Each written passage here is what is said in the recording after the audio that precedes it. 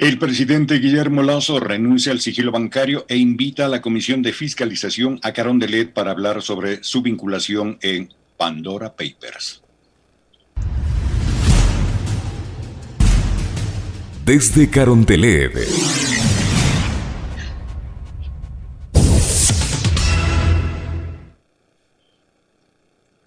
La tarde de este miércoles 6 de octubre, el presidente de la República, Guillermo Lasso, envió una carta al Contralor General del Estado subrogante, Carlos Riofrío, en la cual solicita al ente de control realizar un examen de su declaración patrimonial jurada en el marco de la investigación periodística Pandora Papers, que reveló que el mandatario supuestamente llegó a operar 14 sociedades inscritas en paraísos fiscales. Guillermo Lasso pide a la Contraloría la revisión de toda la documentación pertinente en torno a lo suscitado con la investigación denominada Pandora Papers. En el oficio, el primer mandatario ratifica la renuncia al sigilo bancario que establece el Código Orgánico Monetario y Financiero, tal como consta en mi declaración. El presidente informó que también envió a la Contraloría los documentos de respaldo, donde podrán verificar que hemos seguido el debido proceso y que cumplimos con la ley, puntualizó. En horas de la mañana, Guillermo Lasso invitó a su oficina a los miembros de la Comisión de Fiscalización de la Asamblea Nacional para responder a sus preguntas sobre su aparición en los Pandora Papers, según informó la Secretaría de Comunicación de la Presidencia.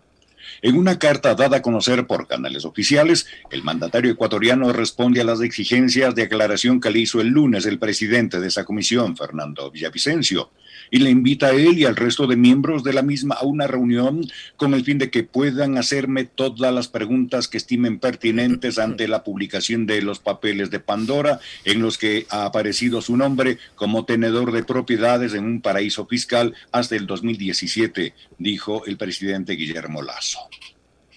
Sobre este tema y en el segmento Pichincha opina, comenta Alexis Moncayo. 7 de la mañana con 11 minutos. Presidente Lasso, como lo hemos dicho en estos días, en este espacio, usted no le debe una respuesta a la Comisión de Fiscalización de la Asamblea.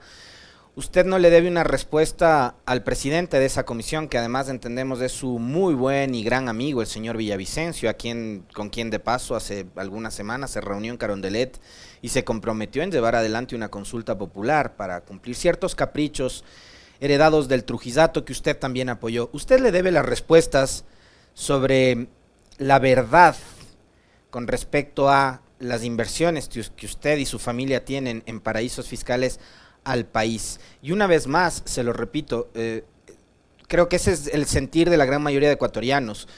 Usted con su dinero puede hacer lo que quiera. El problema es que usted ahora no es un ciudadano más, no es un simple banquero, no es un empresario más de los tantos que hay, buenos y malos en este país. Es el presidente de la República. Y creo que por un deber cívico, ético y moral, usted le debe la respuesta al país, no a Villavicencio y a sus panas, no.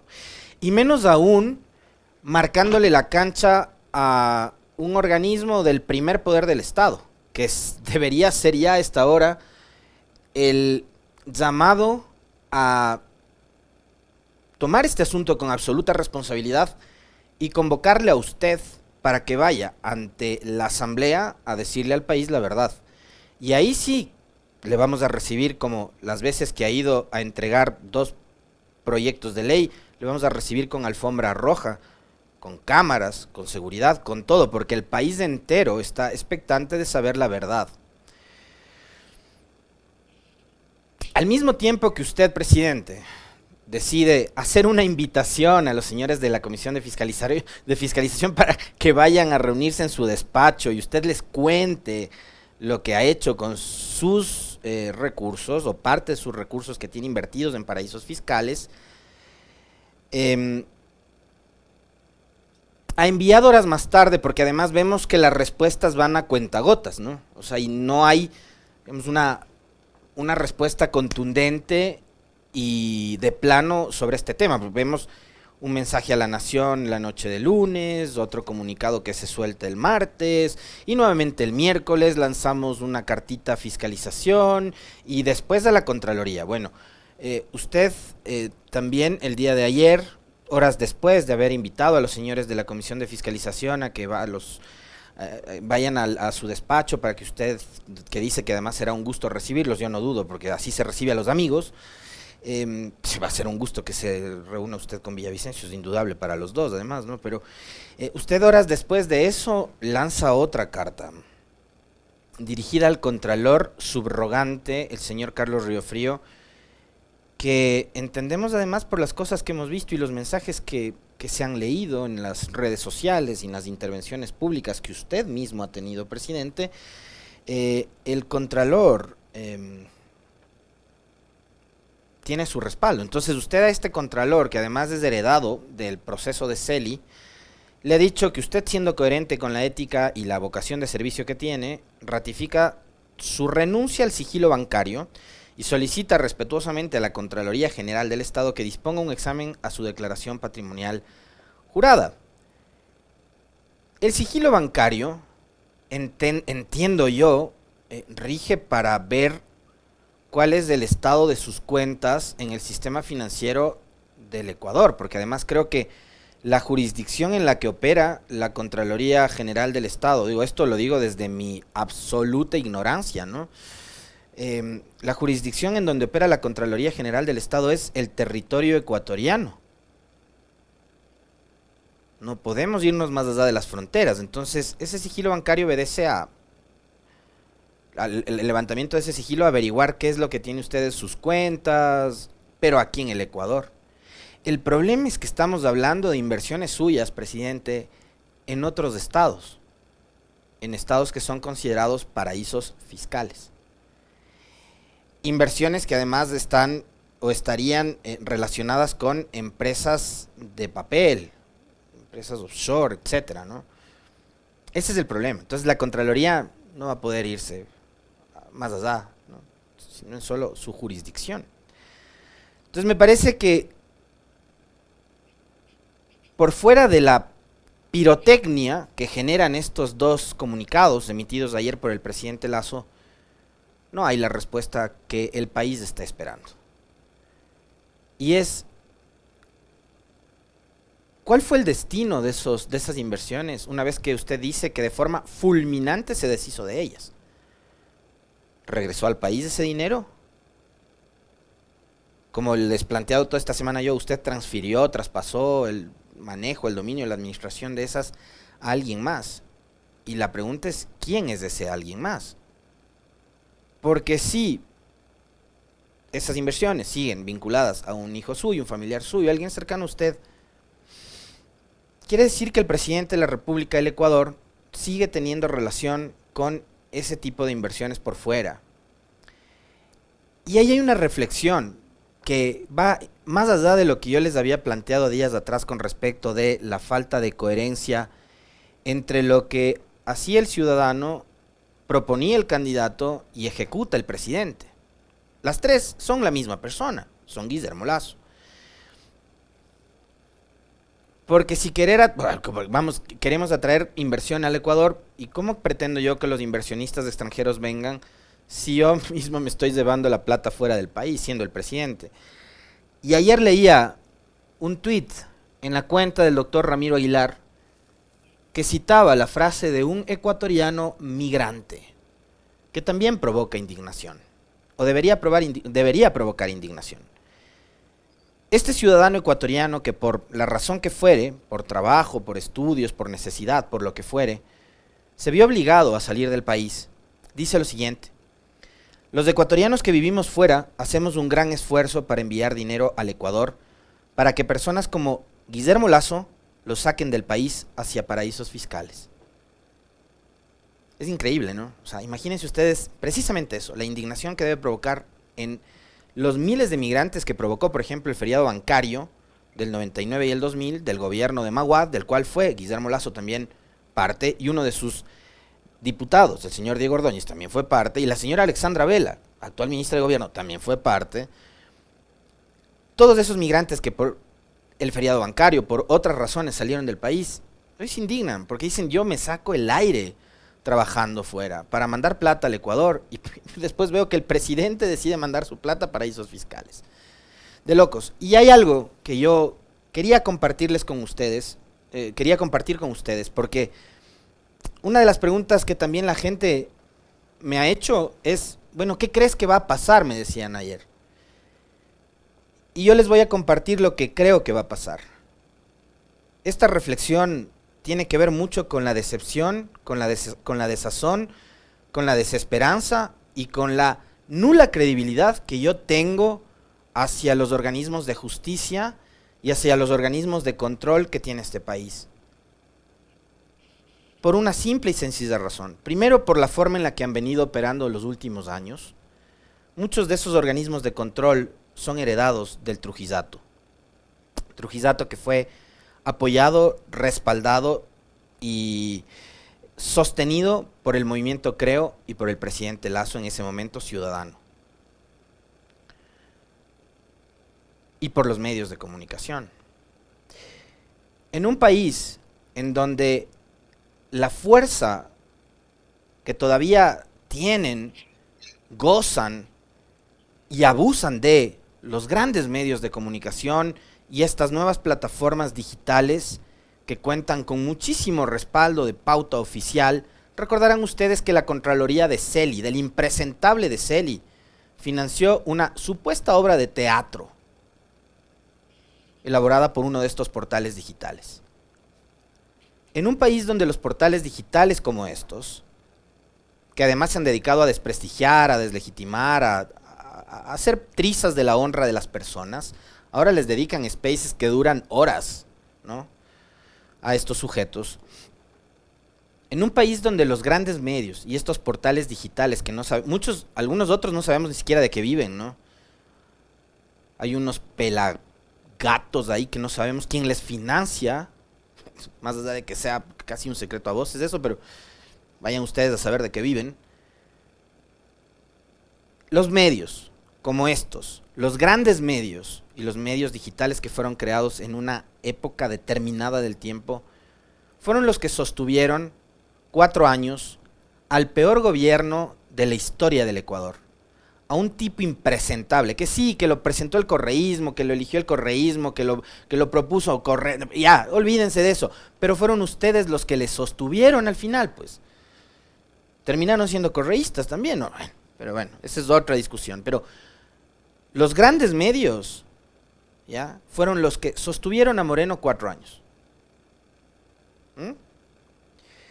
Replicando y amplificando mentiras que terminaron siendo burlas para el país. El puente a la nada, el tren playero, el mundial de fútbol. Una tomadura de pelo, una burla total y absoluta a ustedes, a los 17 millones de ecuatorianos. Ese gobierno, que fue una porquería y una vergüenza, fue sostenido por estos grandes medios. Y estos grandes medios hoy le ganaron la pulsada a la democracia en Quito. Yo soy de los que cree que más allá de todo lo malo que pudo haber tenido la administración de Yunda, que de hecho sí creo que fue un pésimo alcalde, muy malo, fue muy malo, ¿ya?, pero fue elegido democráticamente. Y había también procesos democráticos para poder mandarlo a su casa, la revocatoria. Pero buscaron la forma más expedita, ¿no?, a rompecinchas, a la brava, para sacarlo. A mí me importa un comino lo que pase políticamente con Yunda, no es ni mi amigo. Pero la salida de Yunda, para mí, esta es mi humilde opinión, tiene mucho que ver con aquel episodio de la pauta. ¿Se acuerdan? Entonces, como el hombre le negó la pauta a estos periodistas que son furiosos, que descargan toda su rabia, su odio, su bronca contra quienes como Yunda se atrevieron a negarles un capricho, ahí nos damos cuenta de la fuerza que tienen los grandes medios y todo este aparataje que montó Lenín Moreno a su favor y que hoy obviamente y evidentemente también está operando al servicio del poder. En un país como el Ecuador, en donde se hace lo que los grandes medios dicen, evidentemente no hay Estado de Derecho. Las esperanzas que yo como ciudadano puedo tener de que el caso de los Pandora Papers llegue a una instancia distinta, las esperanzas de que ocurra eso son nulas. Porque vivimos un estado de opinión. Porque acá se sentencia, se juzga de acuerdo a los titulares de prensa y a los tweets de uno que otro mercenario que publica lo que le sale del estómago en las redes sociales. Ese es el Ecuador que tenemos en la actualidad. Un Ecuador que tiene el sistema judicial sometido a los grandes titulares de la prensa. No me lo estoy inventando yo, esto. Busquen, como siempre les recomiendo, en nuestro repositorio de redes sociales, en nuestros canales digitales, busquen la entrevista al doctor Vladimir Jaya, presidente de la Corte de Justicia de Pichincha, sobre cómo los jueces han tenido que soportar las presiones políticas y las presiones mediáticas. Porque hay casos en los que meten el acelerador a fondo y otros en los que simplemente se hacen los locos. Porque acá todo lo han politizado, todo lo han polarizado. Entonces créanme que yo tengo cero esperanzas de que una investigación seria, comprometida, avance. Y una crítica además, porque veo que hay un sector de la clase política que está, al igual que el gobierno, totalmente desconectado de la realidad nacional. Me refiero a la bancada de UNES. Mientras se destapa el Pandora Papers, los señores andan planteando enjuiciarle políticamente al procurador Íñigo Salvador por el caso Perenco. Yo les vengo diciendo esto desde hace un montón de días. A los ciudadanos, a ustedes, a mí, me importa un comino la bronca entre políticos. Un juicio político al procurador Íñigo Salvador, que yo estoy seguro que de los 17 millones de ecuatorianos, 100 le conocen, 100 ecuatorianos le conocen, ¿ya? En un momento en que necesitamos salud, trabajo, resolver los problemas de desigualdad, de pobreza que reinan en este país, seguramente ese juicio político a la gran mayoría de ecuatorianos le importa un rábano. Pero los señores de UNES decidieron irse por ese camino. Hay crisis carcelaria, hay Pandora Papers, hay hambre, hay desempleo, hay un gobierno que pretendió y pretende todavía meter a la brava una ley que va en contra de los derechos más elementales de los trabajadores en el país.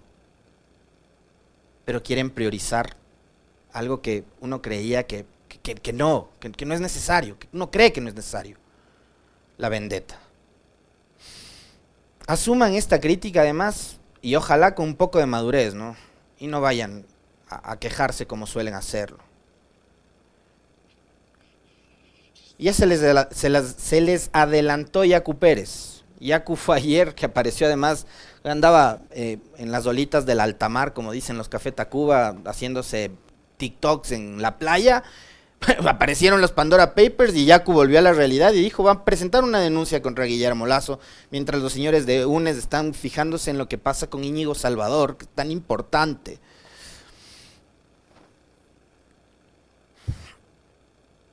Y lo de Yacu a mí me parece que está bien, porque el hombre puede capitalizar este escándalo mundial en el que está involucrado Lasso. Pero ¿saben cuándo se cae todo ese cuento de Yacu Pérez? Cuando yo regreso en el tiempo a 2017 y recuerdo al mismo Yacu Pérez diciendo, mientras apoyaba la campaña del candidato Lasso, que además hubiera sido mejor que gane en el 2017 Lasso, ¿no? De paso. En ese tiempo, Yacu Pérez, ¿saben qué dijo? Dijo que él prefería un banquero de presidente que la dictadura del correísmo.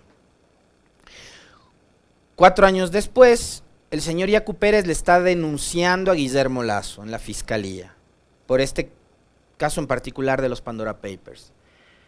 Pero antes hasta pactó con él y le apoyó. Es más o menos la misma doble moral, el mismo doble discurso que yo les planteaba el día de ayer con respecto de lo que decía Villavicencio en un tiempo más corto, ¿no? El 15 de mayo y lo que dice hoy de la señora Guadalupe Llori.